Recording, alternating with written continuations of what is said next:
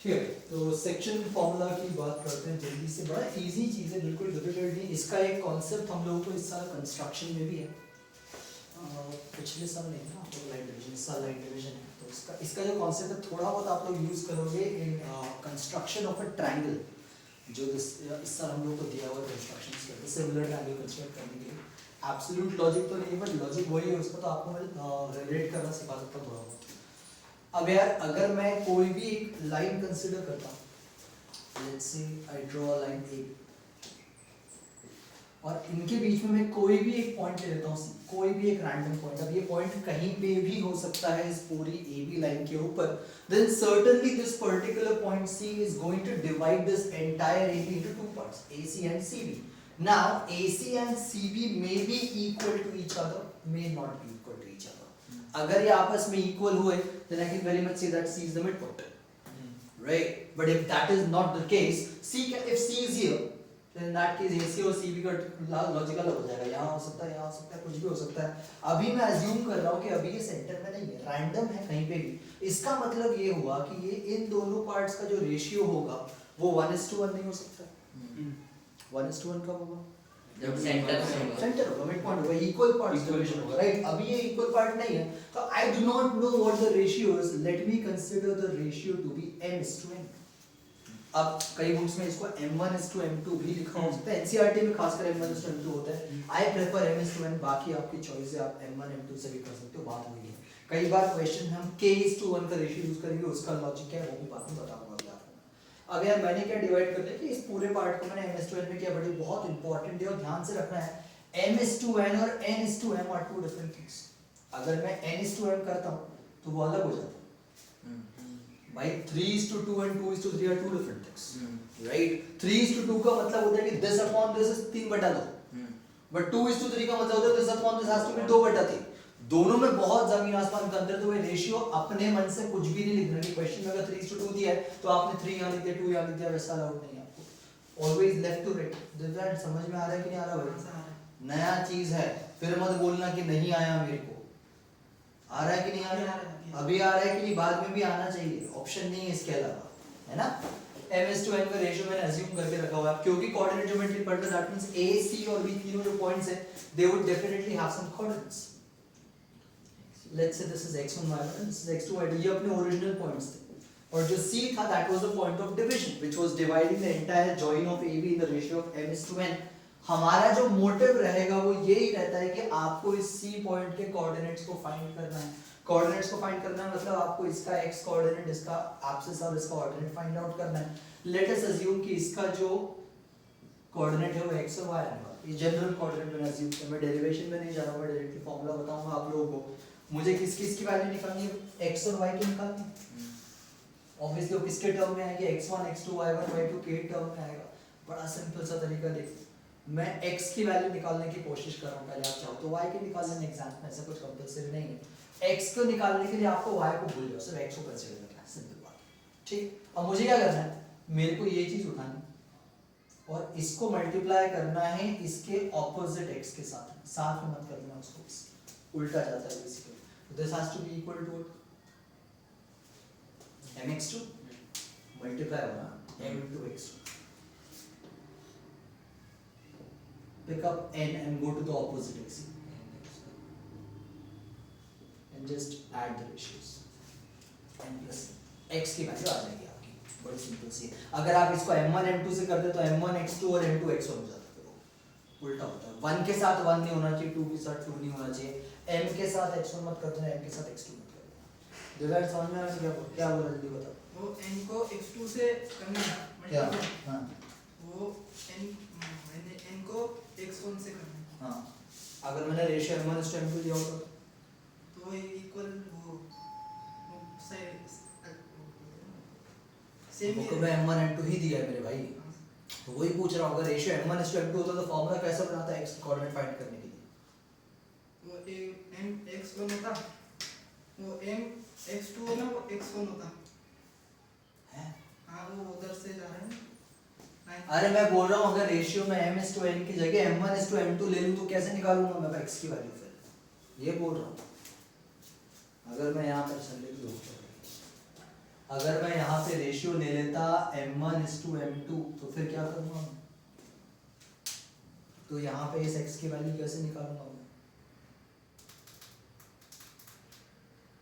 रट के आएगा अभी देखा ना, यहाँ पे तो लिखा पता ना मेरे को उस हिसाब से।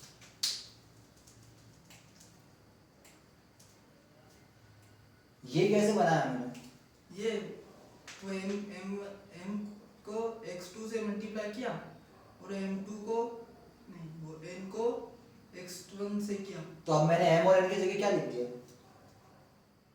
m1 m2। हाँ तो फिर क्या प्रॉब्लम है? m1 को x2 से मल्टीप्लाई कर लो, m2 को x1 से मल्टीप्लाई कर लो। जी सर। हाँ कि नहीं? हाँ सर। तो फिर कंफ्यूज क्यों हो जाता मेरे भाई? इधर आगे आके बैठ जा, पीछे तेरे को देखता नहीं, इधर आगे आ जा, यहाँ पे आ जा। वीजा नहीं लगता यहाँ पे आने के लिए, जल्दी आ जा। कंप्यूटर इतना पीछे बैठता पल्ले पड़ता नहीं फिर। तो भाई ये है हमारा सेक्शन फॉर्मूला। सिमिलरली अब मेरे को अगर y की वैल्यू निकालनी तो क्या करना पड़ेगा? यही करना पड़ेगा, कुछ अलग नहीं है। सिर्फ y के लिए y कंसीडर कर रहा हूं, मैं x के लिए x कंसीडर कर रहा हूं। सिमिलरली m1 m2 होता तो m1y2 m2y1 m n। अब जैसे मुझे नहीं पता, मुझे आप लोगों को बताएगी कभी डिटो यही यूनिट आप लोगों को अगले साल में अगर आपने मैथ्स लिया introduction to three dimensional geometry करके, तो वहाँ पे z कोऑर्डिनेट भी आता है। मेरे को z में जाने की जरूरत नहीं है, बट इंटरेस्टिंग ये है कि भाई दो टाइप के डिवीजन होते हैं। ये होता है इंटरनल डिवीजन। इंटरनल डिवीजन मतलब कि जो आपका अननोन पॉइंट होता है वो दोनों के बीच में होता है, इंटरनल होता है। इंटरनल डिवीजन में हमेशा ऊपर भी पॉजिटिव आता है, नीचे फॉर्मूले में पॉजिटिव है। ऑब्वियसली मैथ्स के अकॉर्डिंगली अगर नेगेटिव आता है तो आप नेगेटिव करोगे वहाँ पे, बट फॉर्मूले में ऑलरेडी पॉजिटिव है। बट इसके अलावा एक और डिवीजन होता है जिसको हम बोलते हैं एक्सटर्नल डिवीजन, जहाँ पे ये जो पॉइंट सी है वो इन दोनों के बीच में लाइन ना करके बाहर कहीं तो भी लाया करेगा। हमारे कोर्स में नहीं अगले साल है, डिफरेंस कुछ होता नहीं उसमें, से ऊपर नीचे नेगेटिव होता है। तो जस्ट इन केस अगर किसी बुक में गलती से कोई क्वेश्चन दिख गया एक्सटर्नल डिवीजन का, तो समझ जाना कि भाई ऊपर नीचे आपको माइनस करना है, बट बाय डिफॉल्ट आपके कोर्स में है नहीं, तो आपको कोई बोलेगा नहीं। तो बट फिर भी अगर कहीं लिखा आ गया गलती से कि भाई find the value of x and y which are dividing the join of a and b internally, तो internally मतलब हमारे कोर्स की बात कर रहे हैं, मतलब बाय डिफॉल्ट हमेशा प्लस ही रहेगा ऊपर नीचे। तो इंटरनल डिवीजन पढ़ रहे हैं हम अपने कोर्स के हिसाब से, तो ये वर्ड याद रख लेना जस्ट इन केस अगर कहीं आ गया तो आप कंफ्यूज मत होना कि इंटरनल बाइसेक्शन या इंटरनल डिवीजन क्या होता है। सॉरी, ठीक है। अच्छा मेरे को बताओ जस्ट फॉर अ थॉट, अगर यहाँ पे ये जो c था this was a mid point, फिर क्या होता? जो AC का AC is equals to CD, ratio कितना? 1:1. तो फिर x और y का फॉर्मूला क्या बनेगा? x इसका और इसका फॉर्मूला क्या बनेगा? x की वैल्यू कितनी आएगी? x2 plus x1 upon 1 plus 1. क्या जल्दी बताओ x2 y2 क्वेश्चन क्या है? मेरा क्वेश्चन क्या है? अगर वो c वो होता मिड पॉइंट होता हाँ तो फिर क्या होता? रेशियो कितना होता? मिड पॉइंट का मतलब क्या होता? वो बीच का पॉइंट रहता ना, बीच का बंदर है। मिड पॉइंट का तात्पर्य क्या? वो एक लाइन होती है उसके बीच में वो पॉइंट होता है बीच वाला। हाँ, ये मिड पॉइंट होगा।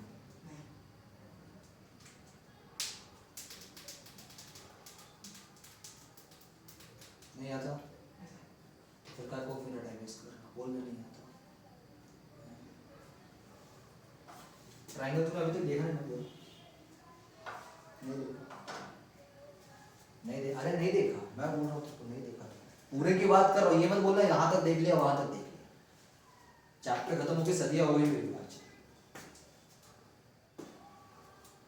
हाँ भाई, अगर मिड पॉइंट होता ratio would have been 1:1, formula बनता है x1 + x2/2 y1 + y2/2। नीचे 2 ही आता है, m plus 1 दोनों ही 1 है ना? हाँ। भाई सिंपल बात है, अगर आप यही सेक्शन फॉर्मूला मिड पॉइंट्स के लिए अप्लाई करते हो तो x की वैल्यू हमेशा कितनी हो जाएगी भाई? x1 plus x2 और y की वैल्यू आ जाएगी plus y2। अब ये बहुत कंडीशनल चीज है, ये सेक्शन फॉर्मूला है, इसको ये मत सोचना कि ये कुछ अलग फॉर्मूला है। कई बच्चे क्या करते हैं स्कूल में टीचर से बोलते हैं कि भाई ये फॉर्मूला अलग है वो फॉर्मूला अलग है, दोनों एक ही चीज है। चीज तो यही है, बट उसमें बस रेशियो 1:1 है। दैट्स द ओनली रीजन कि डायरेक्ट वो फॉर्मूला अलग से बन जाता है। तो वो कई बार उसको मिड पॉइंट फॉर्मूला बोलते हैं बेसिकली। तो remember this, mid point formula मतलब when the internal bisection point is there and the ratio is always 1:1, and the formula for finding out the internal coordinates x and y are x1 plus x2 by 2 and y1 plus y2 by 2. Apart from this any other ratio you obviously directly go with your normal section formula. आया समझ में इतना क्यों नहीं? हाँ या ना honestly बताना भाई भाई हाँ क्या आया समझ में? वो पॉइंट का फॉर्मूला है। और ये अलग फॉर्मूला नहीं, वो दोनों एक ही है। कैसे है ये? मान लो मिड पॉइंट उसमें जोड़ दिया तो मिड पॉइंट का फॉर्मूला क्या जोड़ूंगा कैसे जोड़ूंगा? उसमें x1 और x2 हो गया और उसमें y1 और y2। तो x1 x2 इसमें भी उसमें भी तो अलग क्यों फिर? अलग तो नहीं। तो फिर एक कैसे है? इसमें तो m और n आ रहा है, उसमें तो आ ही नहीं रहा।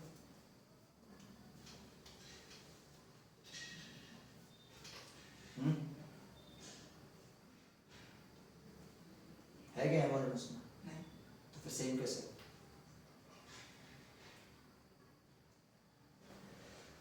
नहीं आता? हाँ ऐसा हो जाएगा वो। क्या? पता नहीं सर, वो इधर उधर देख के कुछ नहीं होगा, अब इसके अलावा कोई लिखा ही नहीं मैंने।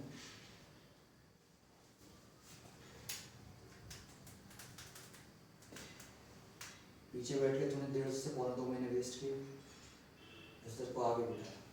आगे बैठ के टाइम वेस्ट मत करना, होपफुली नहीं होगा। क्यों? क्योंकि तेरे को प्रॉब्लम है कि तू सुनता कम है। बहरा नहीं है, ये नहीं बोल रहा हूँ, but you do not focus.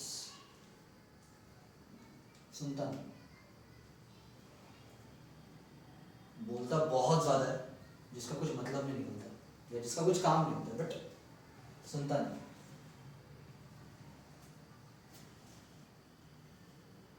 कर्ण शक्ति बढ़ाओ, वर्ण शक्ति कम करो, ऐसा कहा जाता है हमेशा। क्या बोला मैंने? अभी जो मैंने बोला रिपीट करता हूँ। बोलना का में और मैंने जो स्टेटमेंट बोला वो संस्कृत में ना संस्कृत का हिंदी बोला भाई। मैं कहाँ संस्कृत वाला, मैं 12वीं तक हिंदी पढ़ा हूँ, मैंने संस्कृत पढ़ा ही नहीं कभी। बस यही बोलना चाहता था मैं कि बोलना कम होना चाहिए, सुनना ज़्यादा होना चाहिए। अब मैं इतना देर से 6 फुट की दूरी पे भी नहीं हुआ था अभी।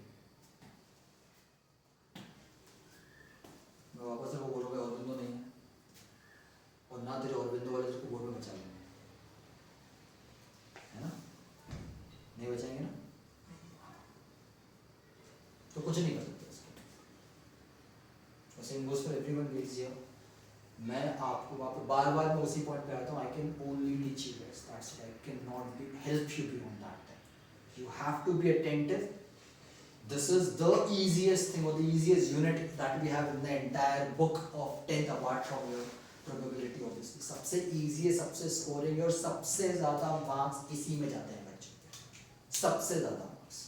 एक चीज़ लोगों को क्वेश्चन ही पढ़ लेनी पड़ता, वहाँ पे क्या पूछना, दूसरा फिर मिस्टेक्स, प्लस माइनस गड़बड़ हो गई, ऐड करने में प्रॉब्लम हो गई, मल्टीप्लाई करने में प्रॉब्लम हो गई, which I cannot teach, वो नहीं पढ़ा सकता मैं आपको। आया समझ में सब लोग को?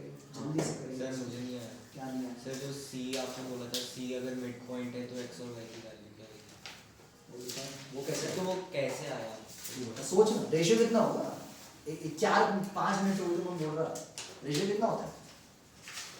1:1 होगा। हाँ तो पुट करना, 1 करना।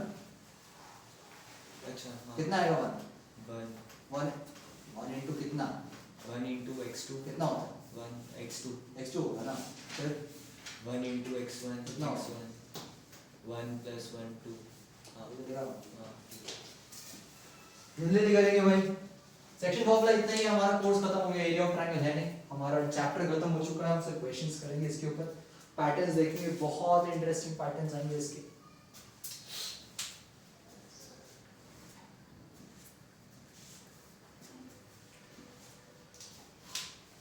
एमपी बोर्ड के 12वीं 10वीं के बोर्ड के पेपर में कितने क्वेश्चन आते हैं?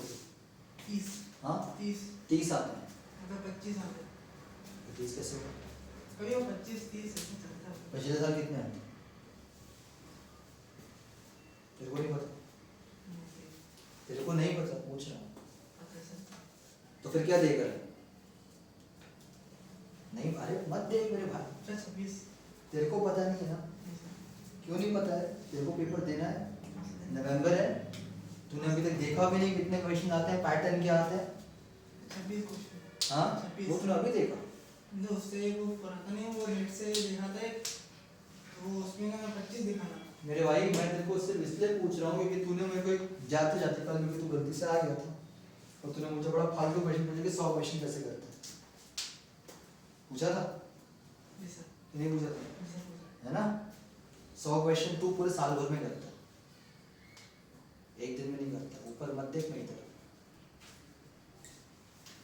है ना? 100 क्वेश्चन तब करना जब दिन में एक बार 20 कर पाए। करता है क्या रोज 20 तू? हाँ, तो वही तो बोल रहा, प्री नर्सरी वाले करते हैं शायद से 15 क्वेश्चन। तो फिर क्यों 100 की बात कर रहे हैं? 100 क्वेश्चन कैसे करते हैं भाई? ये क्वेश्चन का लॉजिक क्या निकलता है मेरे को बता दो। कुछ बच्चे मेरे को बहुत सारी चीजें पूछते हैं जस्ट टू इम्प्रेस मी कि भैया ये भी बता दो, भैया वो भी बता दो। मेरे को बड़ा अच्छा भी लगता है, फिर गुस्सा भी बहुत आता है, ट्रस्ट मी, मेरे को बहुत गुस्सा आता है। गुस्सा पता है क्यों आता है मेरे को? इसलिए गुस्सा आता है कि जब मैं बेसिक बोल रहा हूँ वो तो हो नहीं रहा। एक्सेसिव क्यों पूछ रहे हो तुम मुझसे? पहले बेसिक्स तो कंप्लीट कर लो यार। If you are good with the basics तो मेरे को इंटरेस्ट आता है, फिर मुझे बहुत मजा आता है बच्चे को बताने में, हाँ यार तो बेटा ये भी कर ले, तो ये भी कर ले। बट अब मेरे को अगर फॉर एग्जांपल शौनक कल आके बोलेगा भैया आज वो 250 क्वेश्चन करना है, बताओ कैसे करूँ, मैं हंसूंगा उसके ऊपर।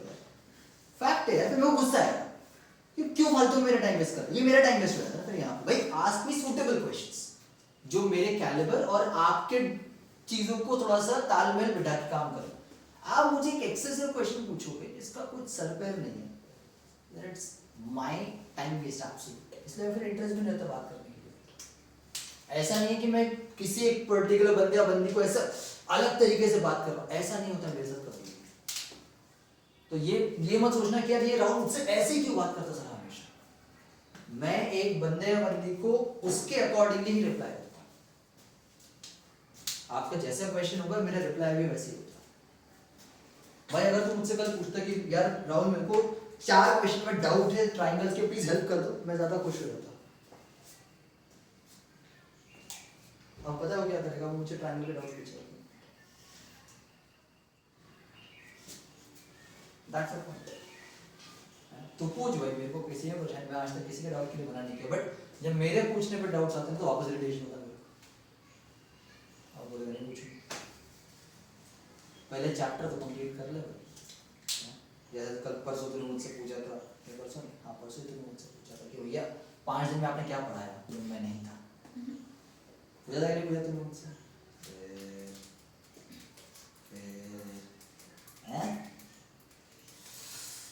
तकलीफ होती है मेरे भाई, तकलीफ होती है। ये हो गया क्या पेमेंट? हो गया।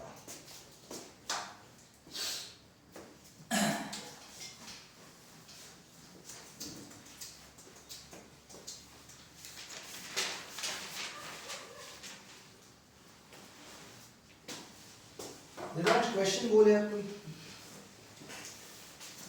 हाइट से डिस्टेंस और डबल को छोड़ के, है ना? जी सर।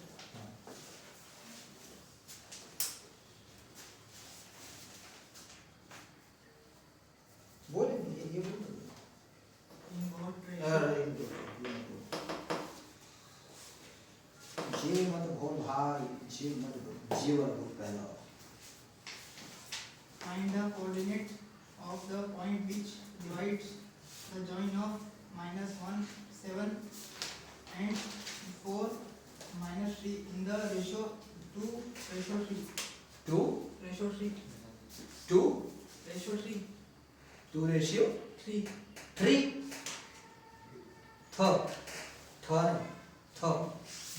बोल 7.3 3 3.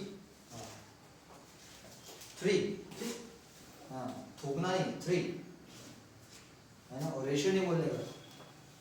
रेशियो मेरे परदादा के जमाने में बोलते हैं शायद से 2:3। कितना? 2:3. थ्री नहीं 3. 3 सुबह 5 मिनट, शाम को 5 मिनट जाप करा करो, जरूरी है बहुत सारा। ऐसा नहीं करने का, वो आचार को सुधारने का। भाई आपको क्वेश्चन दिया हुआ है that there are 2 points. First coordinate is -1, 7. Second is 4, -3. And the ratio that is actually is 2:3. Right? समझे ना? हैं? नहीं? हाँ, यही है.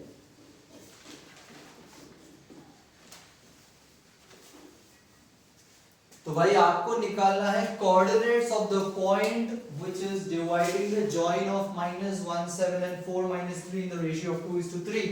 The question is asking you to find out the coordinates of the point of division. That means आपको C के coordinate निकालने हैं.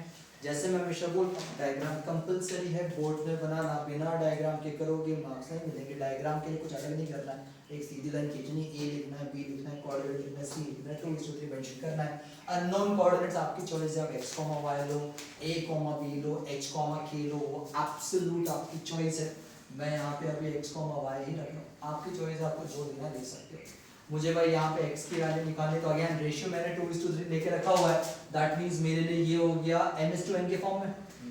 फिर मैं क्या लगा दूंगा भाई यहाँ पे सेक्शन फार्मूला. अब यही क्वेश्चन अगर 1 मार्क का आया, आप डायरेक्टली क्वेश्चन करोगे बिना फार्मूला लिखे. 2 या से ज्यादा मार्क्स का आया तो पहले सेक्शन फार्मूला मेंशन करोगे और उसके बाद आगे बढ़ोगे. ठीक है. कई स्कूल वाले बोलते हैं 2 मार्क के लिए जरूरी नहीं होता. मैं तो बोलता हूँ प्लीज लिखो यार, अपने तरफ से मार्क्स कटवाने की किसी भी चांस को नहीं देना है. क्या करना है मेरे को भाई, m को मल्टीप्लाई करूंगा किसके साथ, इसके साथ में x के लिए. अब याद रखो कंफ्यूजन ना हो, बच्चों वाला तरीका अपनाना, पेंसिल से लिख लेना भाई बोर्ड्स में भी कि this is x1 y1 and this is x2 y2. गड़बड़ ना हो किसी भी तरीके से. तो मेरे को क्या करना है भाई, m को मल्टीप्लाई करना रहता है x2 के साथ में. कॉपी बाद में मार ले, क्वेश्चन तेरे पास ही है, पहले समझ ले. रिकॉर्ड हो रहा है, घर में जाके देख लेना. टाइम पास तो वैसे भी करता है यूट्यूब पे, ये थोड़ा देख लेना, है ना. तो भाई 2 को किससे मल्टीप्लाई करूंगा मैं, 4 से. This has to be 2 into 4. 8 फिर आएगा प्लस, फिर ये 3 किससे मल्टीप्लाई होगा, -1 -1 से. तो 3 will be multiplied with -1, bracket apply करना. प्लस फॉर्मूले में है ऑलरेडी, बाद में प्लस माइनस देख लेंगे. और नीचे क्या होना चाहिए, 2 + 3. रेशियो ऐड करना है मेरे को, कितना हो जाएगा भाई, 8 हो जाएगा. यहाँ पे कितना हो जाएगा, -3/5 which is 5/5 which is actually equal to 1. उसी प्रकार से आप किसकी वैल्यू निकालेंगे, y की निकालेंगे. तो y कितना आएगा, -6 + 21 upon which is going to be 3. ठीक. तो ये आ गया भाई आपका पॉइंट. इसका मतलब ये हुआ कि जो फाइनल आंसर आएगा आपका ये नहीं आएगा. फाइनल आंसर आएगा तो cos c कोऑर्डिनेट्स कितने आएंगे, 1,1. आपको इस फॉर्म में लिखना पड़ेगा. कोऑर्डिनेट्स निकालने में आपको पॉइंट जैसे सिंपल नहीं बोला आया, समझ लिया कि नहीं आया. सिंपल चीज़ है, बहुत ज़्यादा इजी चीज़ है. इनफैक्ट गड़बड़ होने के चांसेस भी बहुत ज़्यादा हैं, पर इतना ही है, तो थोड़ा ध्यान से करेंगे. समझ में आया मेरे भाई, नहीं आया, पक्का आया.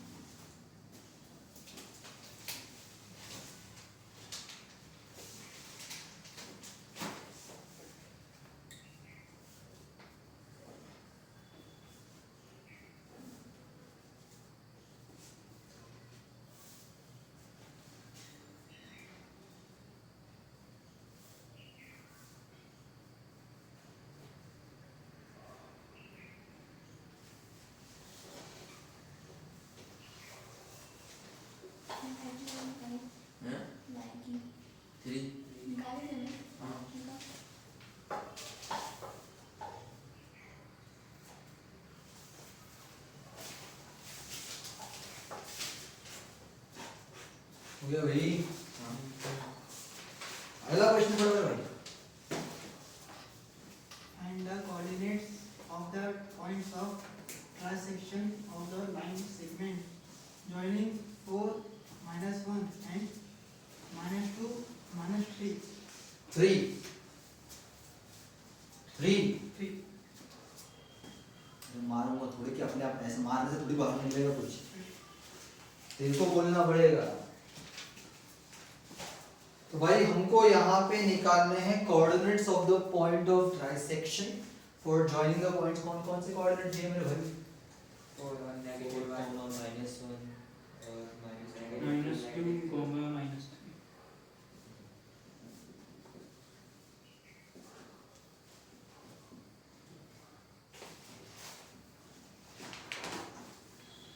अब यार देखो क्वेश्चन बड़ा इंटरेस्टिंग है, मार्क कर लेंगे इस क्वेश्चन को। पैटर्न आ गया भाई हमारे लिए पहला यहाँ पे। हमको निकालना है पॉइंट ऑफ ट्राइसेक्शन। अब देखो दो वर्ड, पहला था bisection which is mid point. Bi means two, tri means 3 bisection में जो वो पॉइंट होता है वो पूरी लाइन को कितने पार्ट में डिवाइड करता है? दो।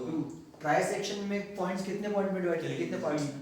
3 पार्ट में डिवाइड होनी चाहिए लाइन। अगर हमारी लाइन 3 पार्ट्स में डिवाइड हो तो बीच में कितने पॉइंट्स होने चाहिए? 2। तभी 3 पॉइंट्स होंगे।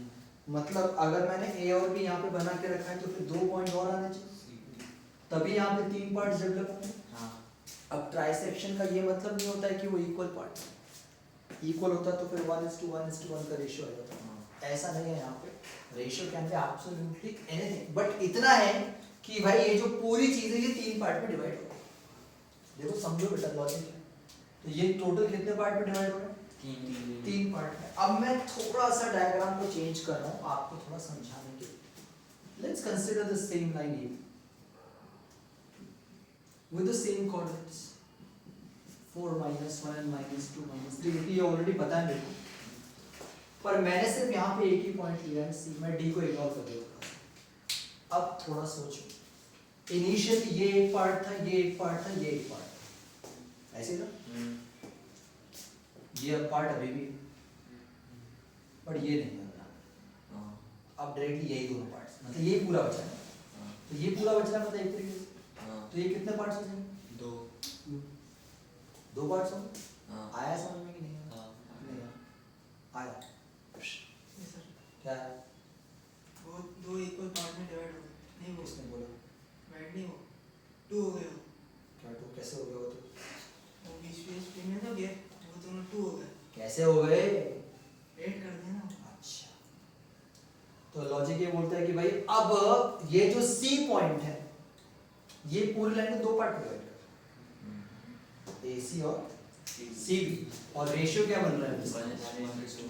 1:2 का बन रहा है। तो यहाँ पे आपको क्वेश्चन में कोई रेशियो मेंशन नहीं है कहीं नहीं, पर यहाँ से हम रेशियो बना लेते हैं खुद का बेसिकली, क्योंकि trisection bisection 2 equal parts, trisection 3 equal parts. 3 equal parts मतलब ये एक पार्ट, ये एक पार्ट, ये एक पार्ट। तो उसमें से अगर ये वाला पार्ट नहीं हुआ तो अल्टीमेटली फिर ये 2 पार्ट्स। तो ये जो पॉइंट है ये पूरी लाइन को कितने रेशियो में डिवाइड कर रहा है? 1:2। इंपॉर्टेंट है भाई 1:2। अब बड़ा इजी, अगर मैं इसके कोऑर्डिनेट्स मान लेता हूँ a, b, तो अब निकाल सकता हूँ a, b की value by using what? Section coordinates. And coordinate में जब भी बोला एंड कोऑर्डिनेट मतलब ये वाला कोऑर्डिनेट जहां से लाइन शुरू होती है। बताओ एंड कोऑर्डिनेट्स पता है ऑलरेडी, रेशियो पता पड़ गया, हम a और b की वैल्यू निकाल सकते हैं। ठीक है, फिर मैं डायग्राम को चेंज कर देता हूँ। चलो a और b को मैंने वापस वहीं पे रखा, एंड कोऑर्डिनेट्स अभी भी वही हैं उसके। अब मैंने यहाँ पे वो d पॉइंट ले लिया, c पॉइंट भूल गया। अब अगर c पॉइंट नहीं है तो फिर ये नहीं, मतलब ये वाले 2 पार्ट्स हो गए। मतलब d को अगर आप d की वैल्यू निकालना चाहते हो तो फिर आप एंड कोऑर्डिनेट्स को यूज करके अब कौन सा रेशियो यूज करोगे? 2:1 यूज करोगे। और फिर अब इसकी वैल्यू आप सपोज आपने p, q माना, now you can find out this by using what? Section formula. अब दूसरा तरीका, ये समझ में आया तुम्हें? नहीं आया? पॉजिटिवली बताना आया भी नहीं आया? आया है। चलो अच्छा, अगर यहाँ से आपने c के कोऑर्डिनेट निकाल दिए हैं पहले से निकाल दिए, पर मैं ये नहीं करना चाहता। किसके निकालने के लिए? d के निकाल। I don't want to do that. I change my diagram and I start my point with c and then the end coordinate b. c and the end coordinate b. ये c यहाँ पे था, मैंने इसको ignore कर दिया। अब अगर मैंने इसको इग्नोर किया तो d फिर यहाँ पे आना चाहिए नहीं? फिर d कितने पार्ट्स में डिवाइड करेंगे उसको? 2 इक्वल टू 1 में आना चाहिए, इक्वल पार्ट्स आएगा, फिर तो बाइसेक्शन का पॉइंट बन जाएगा। तो अगर मैं इस वाली स्टेप से c की वैल्यू निकाल तो वो यहाँ यूज हो जाएगी। b ऑलरेडी दिया हुआ है और रेशियो हो जाएगा 1:1, तो d की वैल्यू डायरेक्टली वापस आ जाएगी। इस तरीके से करो या इस तरीके से करो, आंसर लिखिए। आंसर करेक्ट नहीं है। अगर आप एंड कोऑर्डिनेट्स को ही यूज करना चाहते हो तो सी पॉइंट के लिए रेशियो आएगा 1:2 का और डी के लिए आएगा 2:1 का। बट अगर आप एक एंड कोऑर्डिनेट को यूज करके सी निकाल लेते हो then you can use that coordinate here itself and use the ratio 1:1 to find out the next coordinate. आया समझ में कि नहीं? आपकी चॉइस है, आप जिस भी तरीके से करना चाहो आंसर लेके आना चाहिए। आप निकालेंगे आंसर फिर मैं निकालूंगा।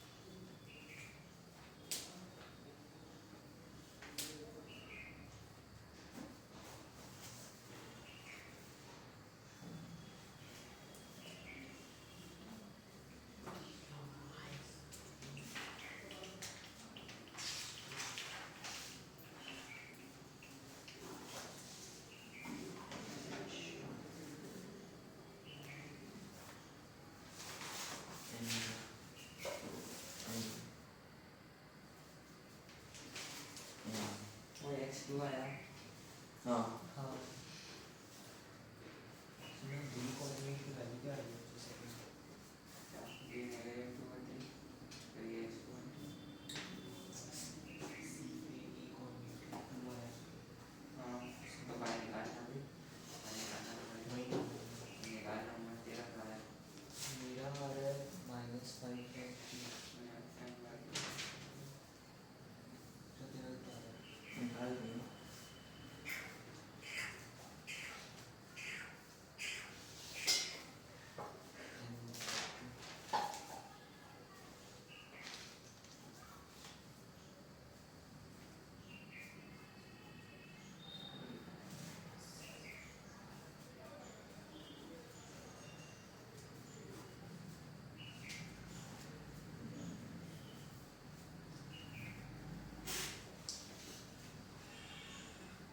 -7/3 नहीं मेरा तो -2 आ रहा है।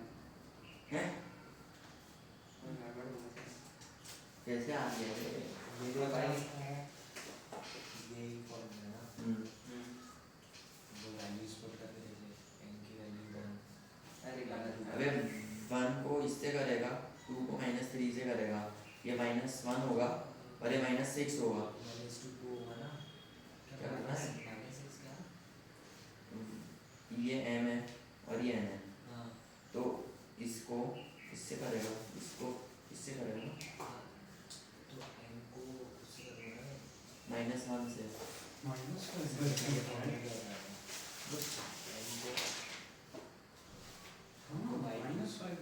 तो हमारा पीछे ही है।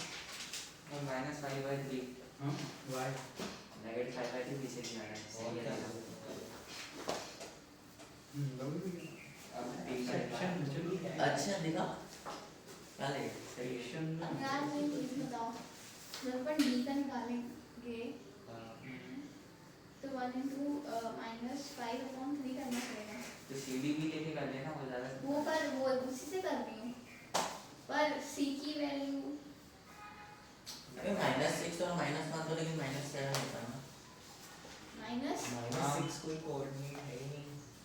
देखो -6 और -5 से आ रहा है। तू 1 को -1 से करेगा। हाँ। एक मिनट तो रुक, और 2 को -3 से करेगा ना। हाँ नहीं 2 को -1 से करेगा ना फिर। 2 क्या को पूछ रहे -1 से पूछ रहे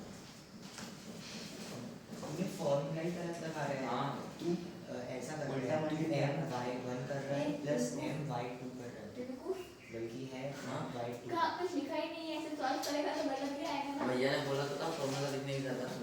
अरे तो ये सब तो लिखेगा ना कि कहाँ वो तो है, सेम confidence टू ही- कर रहा है। ये ऐसे गलत इसका पॉइंट formula देता है, है। इसका पॉइंट देता है x to y2 ये कभी तो कुछ भी कर रहा है, आराम से लड़ रहा है। लड़ थोड़ी ना, मैं पूछ लिया।